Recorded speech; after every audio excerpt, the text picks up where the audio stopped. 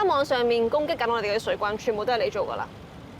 你咁樣做根本就係想帶風向，將啲輿論全部幫晒老爺同埋林晴。但係唔該你搞還搞，你要記得你應承咗我啲乜嘢。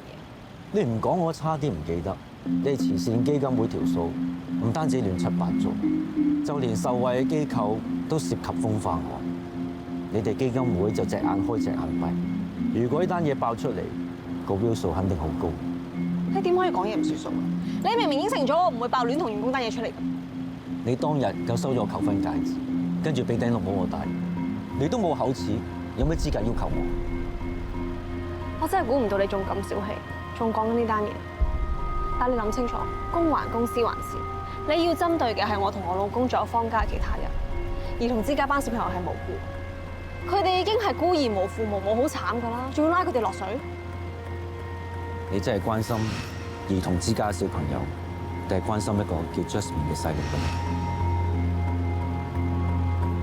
咁？高生，我求下你啊！